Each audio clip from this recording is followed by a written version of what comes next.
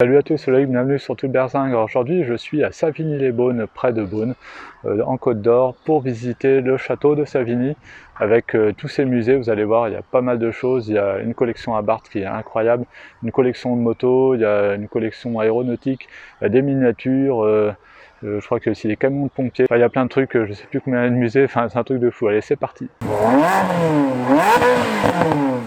Alors, on va commencer par le musée à Barthes. Et regardez, il faut monter là-bas. C'est à l'étage, en fait. C'est à l'étage de ce bâtiment. Incroyable. Les voitures sont là-bas. Elles sont pas au rez-de-chaussée, elles sont là-bas. Et alors, le cadre est vraiment incroyable. Après, ici, on a des monoplaces.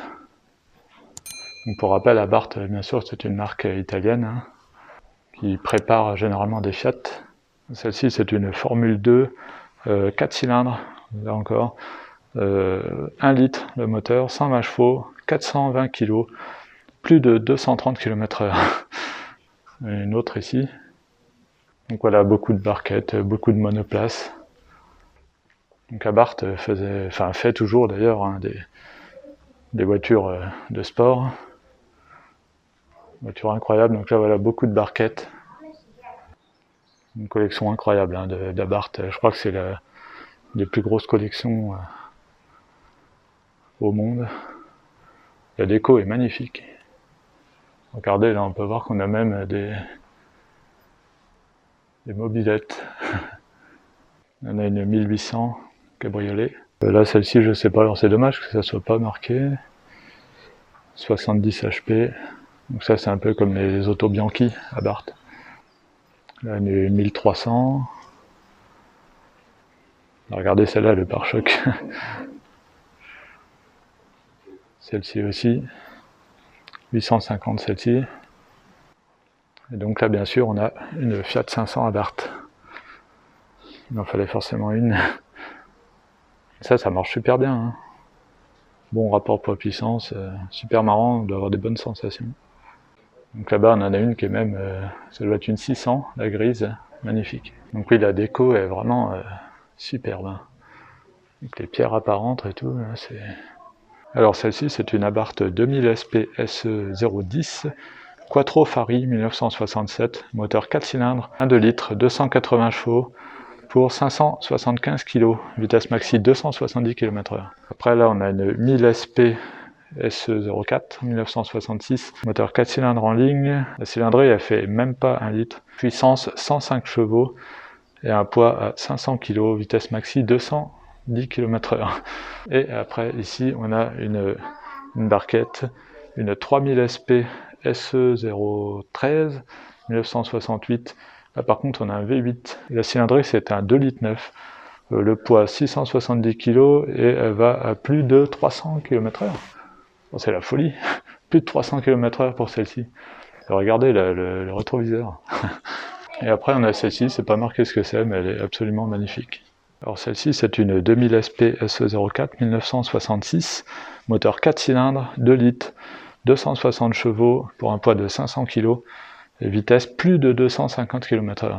À l'époque, c'était énorme. Alors, celle-ci, c'est un proto, une 3000 MC 1969, équipée d'un V8 350 chevaux. Alors, celle-ci, c'est une Osella PA 986 de 1985. C'est un moteur 4 cylindres, 2 litres, 305 chevaux, plus de 250 km/h. On a une Simca Abarth 2000 GT Corsa 1964, moteur 4 cylindres, 2 litres, 220 chevaux, 660 kg et plus de 260 km/h. Celle-ci, c'est une 1000 TCR 1965, moteur 1 litre, 110 chevaux.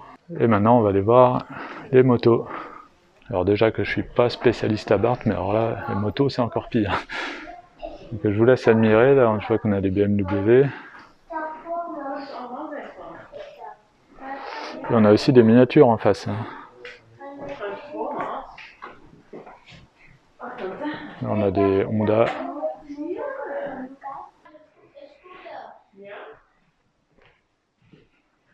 Ils sont pas jeunes. Hein. Il y a une sacrée collection quand même. Hein. Quand on regarde les voitures, les motos. Regardez, on a même un tandem motorisé. Voilà, et puis ça c'est trop bizarre ça, c'est quoi ça? On a un réservoir à l'arrière, et on a un petit moteur. Même celle-ci a vraiment une forme bizarre. Là on a un sidecar, mais alors un truc excellent. Là aussi, celui-là il est sympa. Là c'est le côté des sidecars là. Et donc regardez celui-ci de ce côté-là. Et surtout voilà, c'est celui-là là. Je sais pas si on peut appeler ça une moto, une mobilette ou quoi, mais là on a une courroie ici là. Fait tout le tour, c'est trop bizarre, hein. Des pneus de vélo à rayons. Celle-ci, NSU, tiens. Ça vous dit quelque chose ça? Ils font des voitures aussi, donc ça c'est allemand. Par exemple la NSU Aero 80. Oula, celle-là, elle a une forme excellente. J'adore les motos bizarres comme ça, je connais rien mais j'adore la forme. 1951 celle-ci. Voilà. Excellent. Ah, là on a une Tero, c'est français.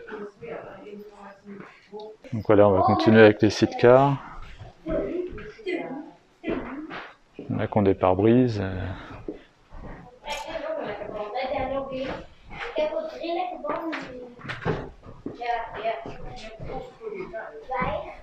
Je sais pas trop à quoi ça sert, ça doit être pour la course. Et là on a un sidecar Peugeot 1920, pas tout jeune. Hein. Alors maintenant on va passer à la partie télécom, aéronautique, aérospatiale.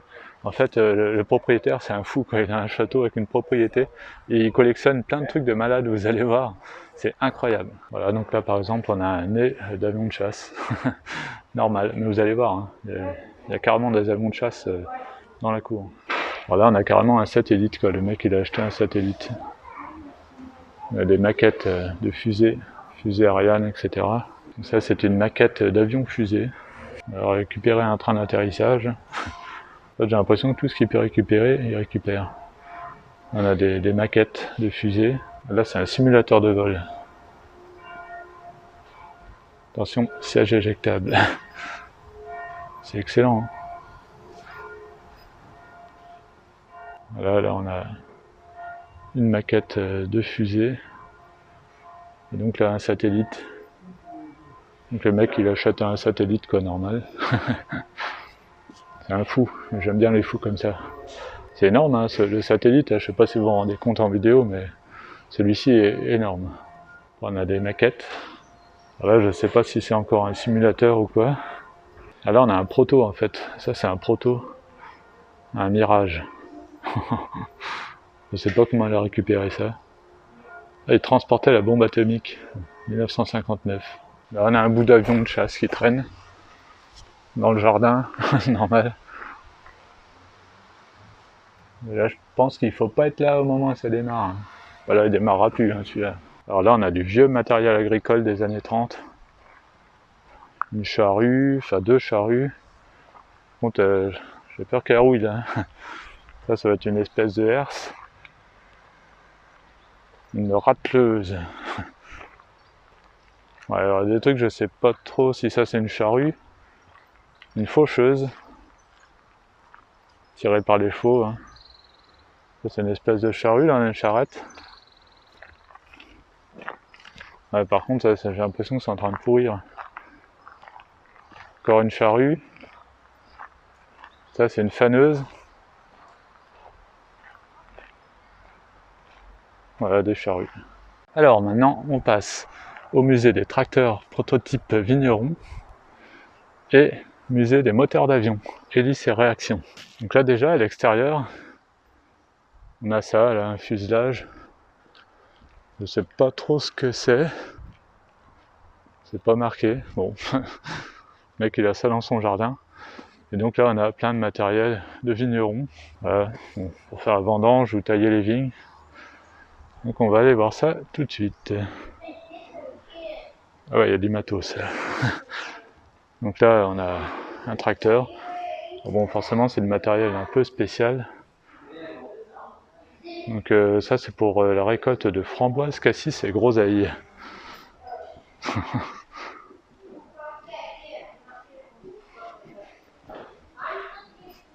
Alors, je sais pas comment ça marche, il y a l'espèce de bouteille derrière.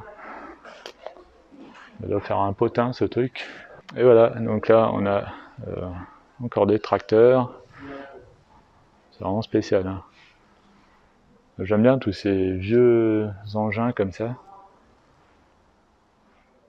En plus, bon, on a l'habitude généralement de voir des vieux tracteurs un peu ordinaires, mais là c'est du matériel spécifique pour la vie, enfin pour j'allais dire pour la vidange, non, pour la vendange. On a même un deltaplane. Faire gaffe parce qu'en ce moment le virus deltaplane. Ok, je sors. Donc là on a voilà plein de matos. C'est trop bizarre ces tracteurs là.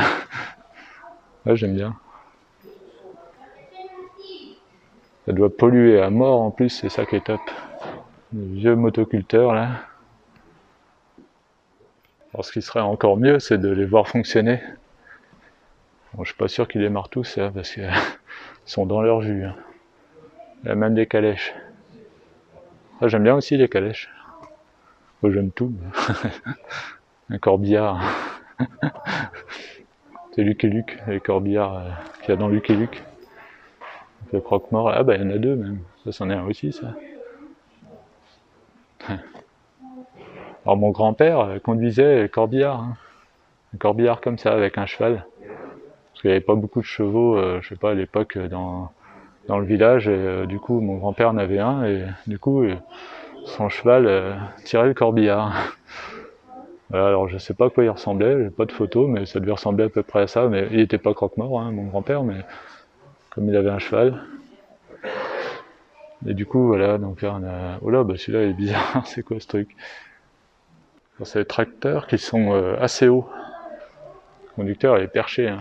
Parce que je suis pas un nain, hein. Enfin, je fais 1m77, mais vous voyez là je filme à la hauteur à peu près de ma tête et les gars sont assez hauts. Après donc on passe au moteur d'avion.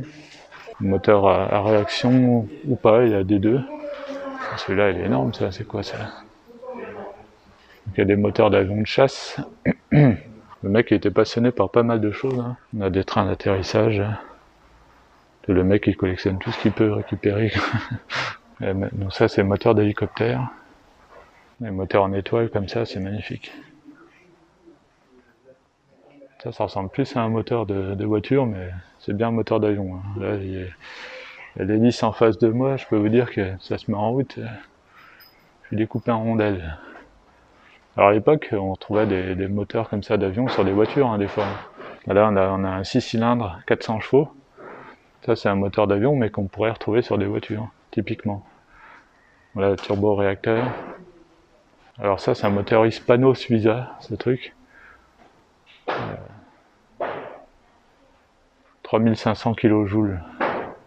Bon, puis alors là-bas, le mec, parce que c'est un fou, hein, il a une collection d'avions de chasse, normal, hein, dans son jardin. On va aller voir ça. Allez, c'est parti. Là, on a deux Havilland. Je connais pas. Vampire FB6 1950, 880 km/h. Là, pareil, deux Havilland 1953. On peut passer le mur du son, ce truc-là. Un Vampire 1948. Ah là, on a un avion de la patrouille de France. Ils ont bien changé. C'est un Fouga 1958. Fouga 90. Ah bah regardez, on va pouvoir voir l'intérieur. Oula, bah c'est dans son jus. Hein. Pas sûr qu'il vole encore. Hein. Donc 2 places. Petit aperçu de la collection d'avions de chasse, hélicoptères, etc. Enfin, le mec, j'imagine, il dit ça à sa femme. Attends, j'ai une idée, chérie. Je vais faire une petite collection d'avions de chasse. Allez, Dassault 1953-1954. Un mystère. Patrouille de France, là aussi. En fait, il y a plein d'avions de patrouille de France. Là, on a encore un Dassault Ouragan 1950. Encore la patrouille de France, hein, tout ça. République Thunderjet 1950. 1150 km/h. Voilà, après on a d'autres avions, je vais passer rapidement parce qu'il y en a un paquet. Là on a un Albatros 1967, 800 km/h celui-ci, un peu moins. Alors, je passe comme ça de l'autre côté parce que là on les voit bien. Là j'adore cet hélicoptère, la forme de cet hélicoptère là, c'est... Bon, je connais pas la marque, hein, mais j'aime bien la forme de ces hélicos. Ça fait vraiment vieux, hein. Je sais même pas l'année, on va aller voir ça après. Il n'y a pas que des avions français, hein. Je vois que là-bas il y a US Air Force. Ça doit être un avion russe, le bleu là. Là on a un MiG 1953. Voilà, tout ça c'est russe par exemple. Les avions russes. 1950.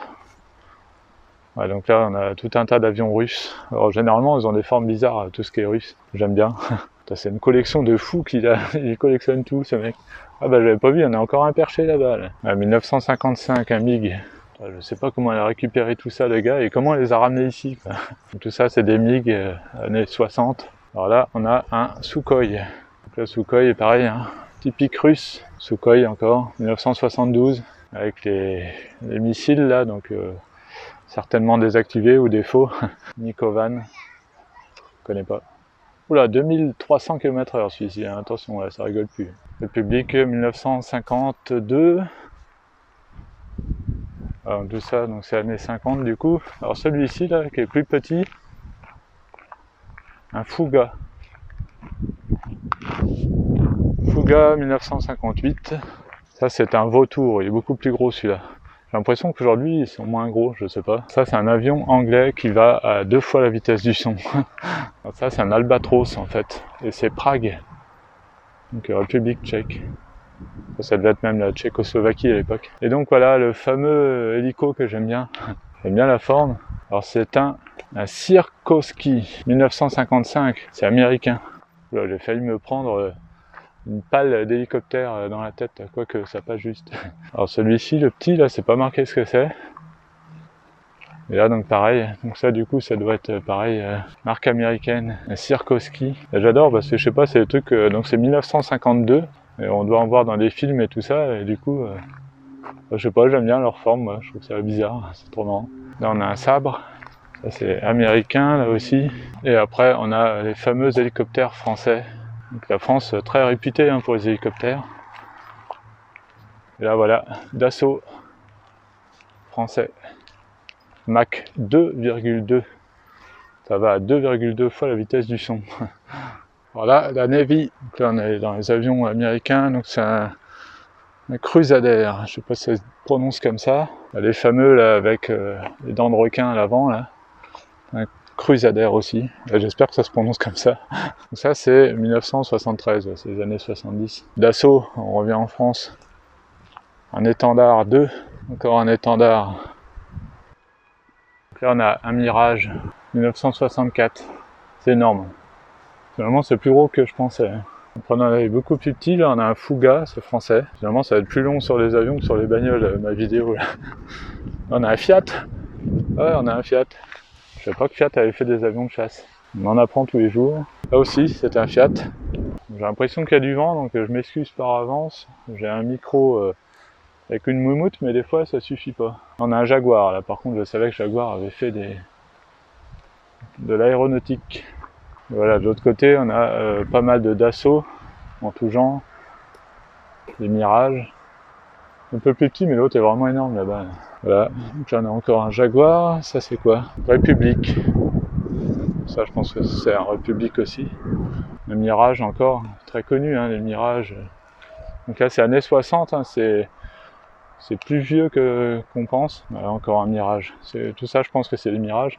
Et là donc vous voyez, bon je pense que vous le savez, hein, mais là du coup le petit truc sur le dessus c'est pour faire le plein directement dans un avion. Alors celui-là quoi qui me paraît assez court. Ouais. Après de l'autre côté on a des Jaguars. Ah, on a même un avion du Canada là-bas. Je sais pas comment elle a récupéré tout ça. Mais... un Starfighter. Ouais, même des Dassault qui ont cette forme-là. Super mystère. J'adore les noms. Un sabre de l'US Air Force 1955. Là encore, on a un US Air Force. Allez, regardez, là-bas au milieu, on a un hélicoptère de la gendarmerie. Et maintenant, on va passer au musée des sapeurs-pompiers, enfin des véhicules de pompiers, on va dire. Donc là, je vais connaître un peu plus parce que, donc pour ceux qui ne savent pas, je suis pompier volontaire. Donc là, on a une grande échelle, hein, classique. Et là, FPT, donc c'est fourgon pompe-tonne. Alors ici, on a un camion Renault de 1905. Il n'est pas jeune, hein, celui-là. Là, c'est un genre taxi de la Marne, qui a peut-être été transformé du coup en camion de pompier. C'est possible, ça se faisait beaucoup à l'époque, ce genre de choses. Là on a un Saviem, c'est du Renault en gros, un Saviem. CPI ça veut dire centre de première intervention. C'est des petites casernes. Ça c'est des vieux camions qui n'existent plus, c'était des genres de fourgons, mais je sais pas s'il y a de l'eau là-dedans. S'il y en a peut-être pas beaucoup. Ça c'est une motopompe, c'est pour aspirer soit dans une mare ou dans une rivière ou chose comme ça. Là on a une pompe à bras, donc ça c'était en fait manuellement on pompait pour faire cracher de la flotte. Je schématise. Là on a un Simca, très joli aussi, là on a l'échelle accrochée là aussi. Là celui-là est sympa aussi. La pompe à bras avec sa charrette, donc qui était tirée soit par des hommes, soit par des chevaux. Et là vous voyez, regardez, là on a un seau là, parce qu'en fait ils faisaient une chaîne pour remplir la cuve là-bas avec des seaux. Et après du coup il y a des gens qui pompaient, donc ça, pour faire cracher de la flotte. Bon, c'était, je pense que l'efficacité était assez limitée. Alors ça doit être un GMC, ouais c'est ça. Donc il y a beaucoup de GMC qui ont été recyclés, qui ont fait le débarquement, qui ont été recyclés en camion de pompier. Donc celui-là en fait peut-être partie. Là on a un Mercedes, après tout un tas de motopompes, hein, toujours le même principe. Ah ça par contre c'est moins courant, une moto avec un sidecar avec un brancard dessus. Après encore des pompes à bras avec les seaux en toile. Ah ça c'est un berlier, bah, il a une forme un peu spéciale. Hein. Il a l'air un peu tout terrain, doit être pour les feux de champ. Là, alors ça, c'est bizarre ça, je sais pas ce que c'est cet engin là. Ouais, je sais pas, il y a de la place derrière et tout, mais je sais pas si c'est pour l'incendie ou quoi. Là, on a une grande échelle. Alors ça doit être un Citroën, ouais. Alors j'adore la forme de ces Citroën là. Ouais, Citroën faisait des camions à une époque. Là, on a encore une grande échelle, berlier.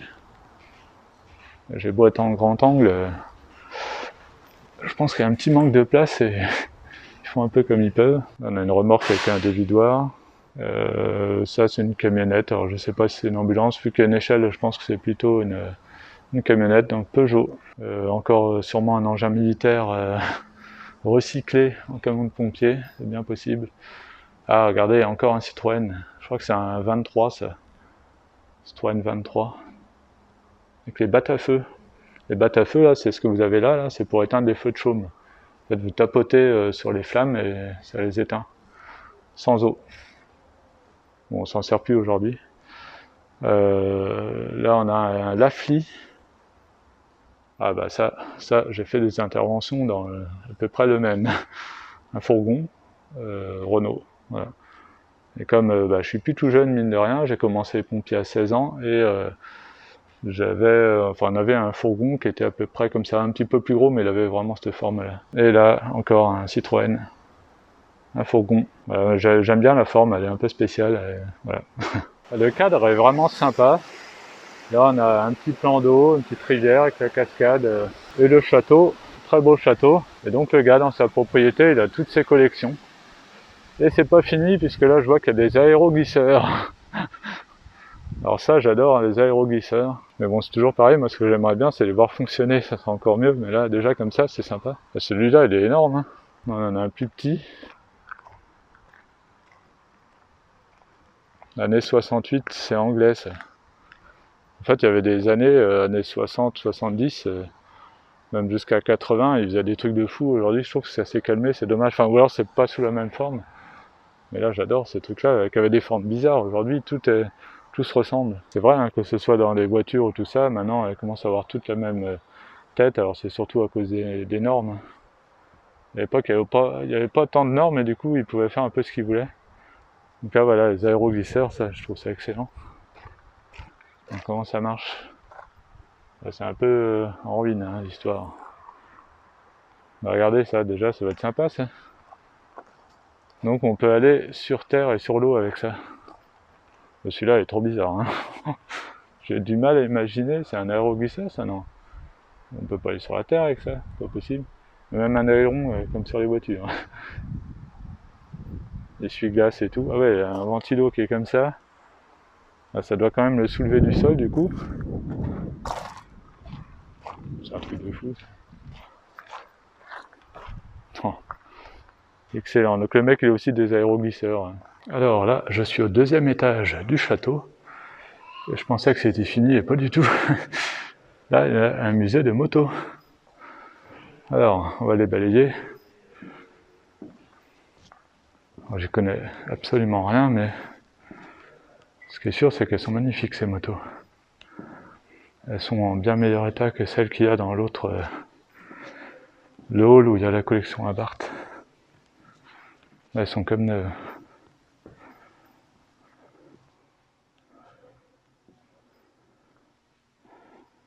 Vous avez aussi plein de miniatures, que ce soit avions, enfin là surtout des avions pour l'instant par ici. Donc le gars il collectionne tout. Les voitures, les avions, les maquettes, les motos, les engins agricoles. Un sacré collectionneur, hein. Franchement c'est impressionnant. Il y a encore des motos tout là. Enfin, c'est un truc de malade. Regardez là, celle-ci est magnifique. Avec les roues pleines. Ah, il y a un sidecar en plus là, en osier. C'est un truc de fou. Il y a des trucs de fou ici. Allez, on continue par ici, qu'est-ce qu'il y a? Voilà, il y a des vieux vélos là. Ah, il y a 2 chaînes. S'il y en a une qui pète, non, c'est ça? C'est un truc de fou ça. Bon, par contre, la selle, je ne voudrais pas m'asseoir dessus. Voilà, ça, c'est le frein sûrement. Incroyable. Bon, là, la selle, je ne voudrais pas m'asseoir dessus non plus. Hein. Ou là, regardez le système d'éclairage. C'est à quoi ça? C'est à pétrole ou quoi ça? Voilà, encore plein de motos, des terreaux, une marque française. Un landau construit par Terreau aussi, vous n'avez pas que des motos. Et franchement, j'ai jamais vu une collection pareille.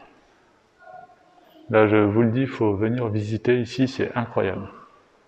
Donc là, on a même des moteurs, on a tout. Le mec, il collectionne tout. Regardez, encore des miniatures là.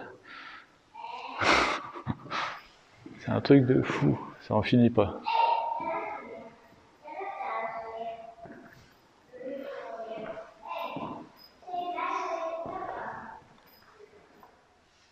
Là, si vous voulez des pièces.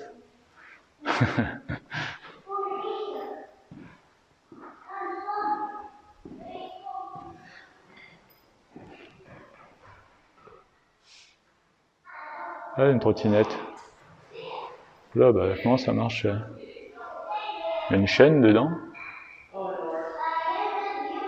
Alors, comment ça marche? Alors, je suis peut-être trop jeune pour savoir comment ça marche. J'ai l'impression qu'il faut patiner. C'est une patinette, non? C'est ça que non, c'est bizarre, ça. Je sais pas trop comment ça marche.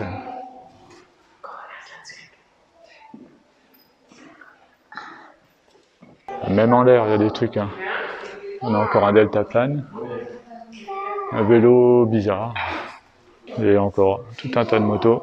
Ça continue.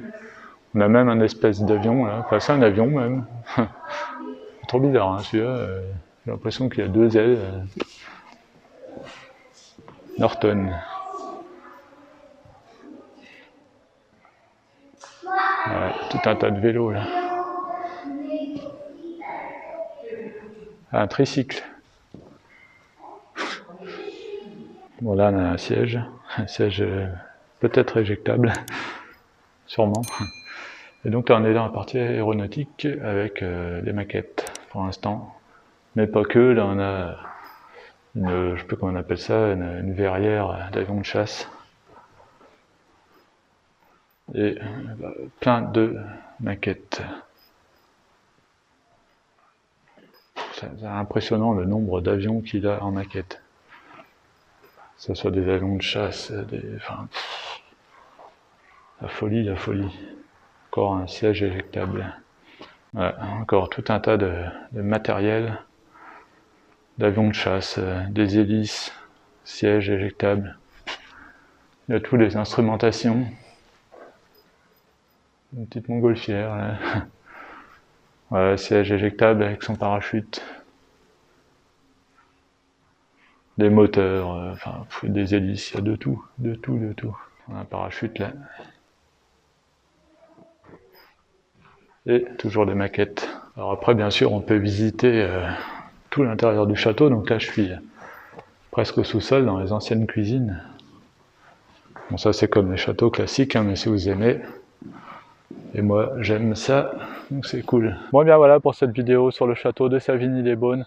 Comme vous avez pu voir, c'est vraiment une collection incroyable, enfin c'est des collections, il y a donc des abarths, plein de motos, des avions de chasse, des tracteurs, des camions de pompiers, des miniatures.